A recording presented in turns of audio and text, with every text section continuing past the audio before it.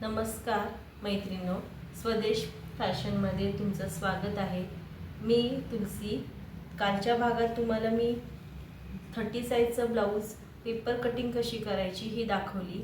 आज 30 साईजचं ब्लाऊज हे ब्लाऊज पीसवर कसं ठेवायचं आणि ते कशा पद्धतीने कटिंग करायचं हे दाखवणार आहे। त्यामुळे मैत्रिणींनो, व्हिडिओ तुम्ही स्किप करू नका, व्हिडिओ संपूर्ण बघा। तर कालच्या भागात आपण जे पेपर कटिंग केलं ते ती साईज आता आपण ब्लाऊजवर ठेवणार आहोत। तर ही जोड बाजू जी आहे, मी काल तुम्हाला सांगितलं, ही जोड बाजू जी आहे ती आपल्या साईडला ठेवायची आहे आणि पाठीचा भाग हा ठेवून घ्यायचा आहे।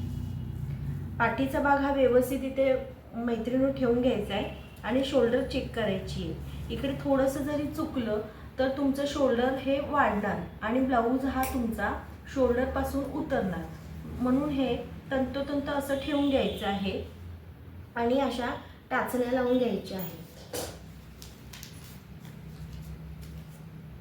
मी लावल्या त्या पद्धतीने अशा टाचण्या लावून घ्यायच्या आहे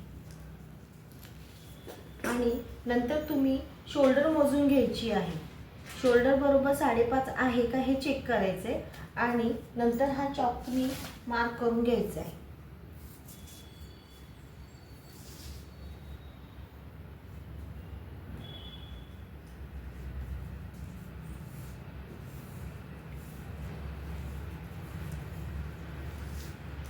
तसंच बाकीचे पार्ट्स सुद्धा तुम्ही ठेवून घ्यायचे आहे।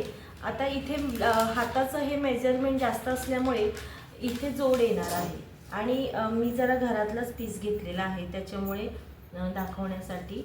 पण जर माप किंवा हाताचे माप जर मोठे असेल तर तुम्ही ब्लाऊज पीस पण व्यवस्थित मापाचाच घ्या, कमी पडता कामा नाही। तर अशा पद्धतीने तुम्ही हे पेपर कटिंग ठेवून घ्यायचे। बघा, जो स्लीवचा भाग आहे तो उभा ठेवायचा आहे। इथे जर तुम्हाला कमी पडत असेल तर त्या भागावरती तुम्ही जोड देऊ शकता आणि हा भाग सुद्धा उभा ठेवायचा आहे, म्हणजे उभीच कटिंग आली पाहिजे। योगपट्टीसाठी तुम्ही ते ॲडजस्टमेंट केलं तरी चालेल आणि सर्वात महत्त्वाचं म्हणजे कटोरी ठेवताना तुम्ही क्रॉसमध्ये ठेवायचं आहे। हे कापड जेव्हा क्रॉस होत असेल ना तरच ही योगपट्टी ही कटोरी ठेवायची आहे। तर इथे माझं हे बघा कापड क्रॉस आहे तर मी ते कटोरी ठेवून घेईल। कटोरी कधी पण सरळ काढायची नाही, सरळ कटोरी ठेवायची नाही। कटोरी आपली अशी स्प्रेड होते, त्यामुळे कटोरी नेहमी ही तिरकीच ठेवायची आणि नंतर हे असे चॉक मारून घ्यायचे आहे। मी या पद्धतीने तुम्ही चॉक करून घ्या।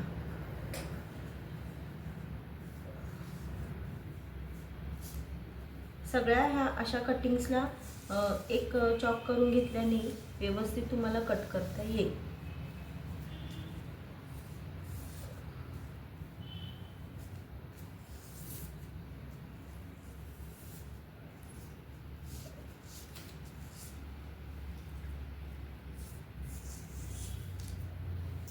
त्यानंतर हे सगळं पेपर कटिंग आणि ब्लाऊज पीसवरचा डायग्राम कट करून घ्यायचा आहे।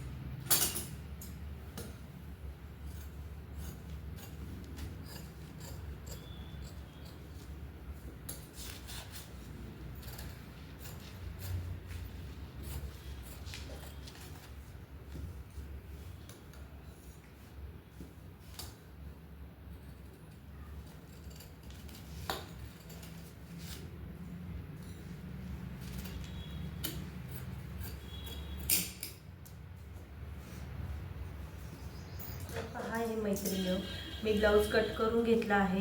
या पद्धतीने तुम्ही पण कट करून घ्यायचं आहे।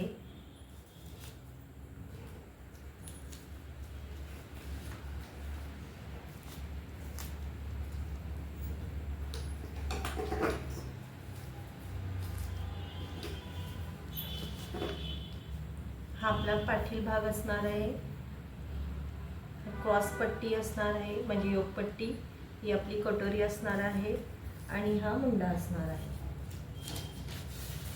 तर अशा पद्धतीने तुम्ही पण कट करून घ्यायचं आहे आणि ब्लाऊज तयार करण्यासाठी घ्यायचा आहे। ज्यांना ब्लाऊज शिवता येतो त्यांचा काही प्रॉब्लेम येत नसतो, तरी पण काही जर टिप्स असेल तर मी तुम्हाला देणार आहे, तुम्ही मला कमेंट्स करून विचारू शकता। हे बघा, हा आताचा भाग मी कट करून घेतला. आता इथे मला शिल्लक जे राहिलं होतं तर मी या पद्धतीने जोड कट केले. बघा, हे जोडताना तुम्ही व्यवस्थित मशीनवर जोडून घ्यायचं आहे. वरतून असं जोडून घ्यायचं आहे आणि मग सरळ बाजूला घ्यायचं आहे. आता हे जोड कट करून घेतल्यानंतर व्यवस्थित तुम्ही लेवल करायची आहे त्याची. पहा मैत्रिणींनो, मी कालचा जो मेजरमेंटचा ब्लाऊज होता तो एका कस्टमरचा बनवला होता, ज्यांचं हे माप होतं ते 32 साईजचं होतं. पहा, ही कटोरी बघा, ही फिनिशिंग बघा तुम्ही किती व्यवस्थित आलेलं आहे आपल्या. हे बघा, ही कटोरी आपण आता ही जी काल कटोरी कट केली ती ही व्यवस्थित कटोरी कट झालेली आहे. ब्लाऊजसुद्धा सुंदररीत्या तयार झालेला आहे. पाहू शकता मैत्रिणी तुम्ही, हे स्लीव्स त्यांचे आणि हा त्यांचा पाठीचा भाग. तर तुम्ही चेक करू शकता, मी तुम्हाला चेक करून दाखवते. उंची त्यांची तयार होती 12 इंच. तर बघा, हा 12 इंचाचा ब्लाऊज तयार झालेला आहे.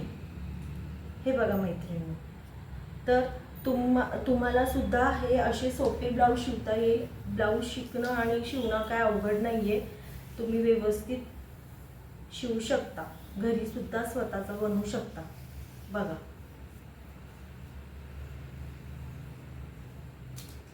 आता हा ब्लाऊज तुम्ही ओरलक, ज्यांचं ओरलकचं आहे ते करतात. मी जरा आता इथे बाहेरून ओरलक करून घेते. आहे माझ्याकडे मशीन ओरलकची पण. बघा, व्यवस्थित कटोरी आलेली आहे.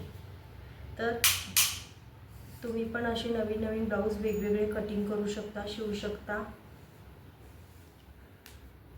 तर आता उद्या मी तुम्हाला ब्लाऊज शिवायचा कसा, कटोरी कशी जोडायची, स्लीव्ज कसं तयार करायचं हे सुद्धा सांगणार आहे. तर तुम्ही माझे व्हिडिओ आवडले असेल तर लाईक करा, शेअर करा, सबस्क्राईब करा. धन्यवाद.